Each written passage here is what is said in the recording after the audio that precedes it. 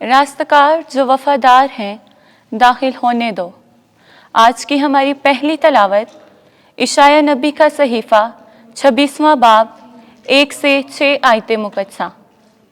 اس روز یہودا کی سرزمین میں یہ گانا گایا جائے گا، ہمارا ایک حسین شہر ہے جس کی حفاظت کے لیے فصیل اور برج بنایا گیا۔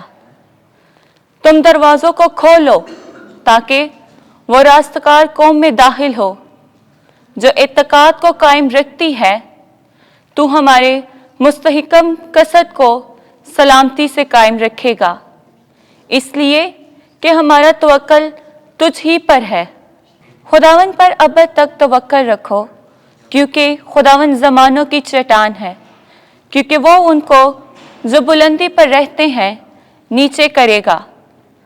وہ اس محفوظ شہر کو زیر کرے گا، وہ اسے زمین تک زیر کرے گا، اسے خاک میں ملائے گا، پاؤں اس کو لتاڑے گا، یعنی محتاج کے قدم مسکین کے پاؤں۔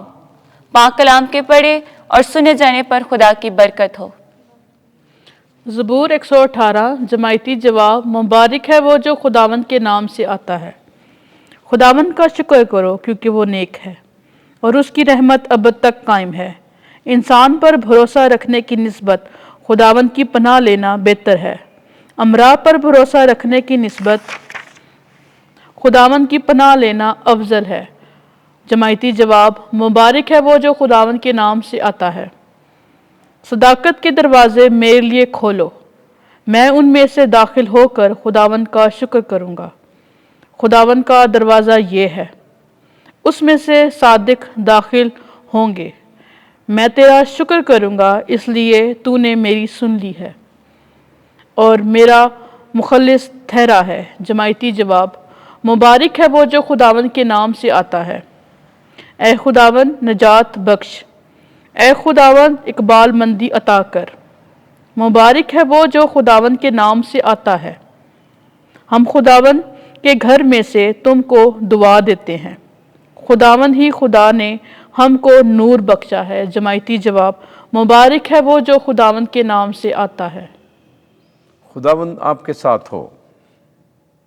انجیل مقدس متی کے مطابق اے خداوند تیری تمجید ہو۔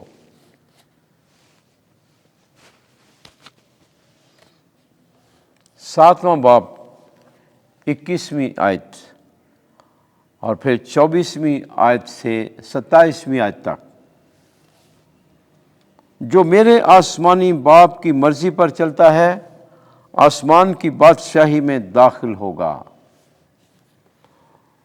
اس وقت یسوع نے اپنے شاگردوں سے کہا، نہ ہر ایک جو مجھے خداوند خداوند کہتا ہے آسمان کی بادشاہی میں داخل ہوگا، مگر وہی جو میرے آسمانی باپ کی مرضی پر چلتا ہے۔ پس جو کوئی میری یہ باتیں سنتا اور ان پر عمل کرتا ہے وہ اس عقل مند آدمی کی مانند ٹھہرے گا جس نے چٹان پر اپنا گھر بنایا، اور مینہ برسا اور سیلاب آیا اور آندھیاں چلیں اور اس گھر سے ٹکرائے، مگر وہ نہ گرا کیونکہ اس کی بنیاد چٹان پر رکھی گئی تھی۔ لیکن جو کوئی میری یہ باتیں سنتا ہے اور ان پر عمل نہیں کرتا وہ اس بیوقوف آدمی کی مانند ٹھہرے گا جس نے اپنا گھر ریت پر بنایا، اور مینہ برسا اور سیلاب آیا اور آندھیاں چلیں اور اس گھر کو صدمہ پہنچایا، اور وہ گر پڑا اور اس کا گرنا ہولناک ہوا۔ انجیل مقدس کے وسیلے سے ہمارے گناہ معاف کیے جائیں۔ اے مسیح تیری ستائش ہو۔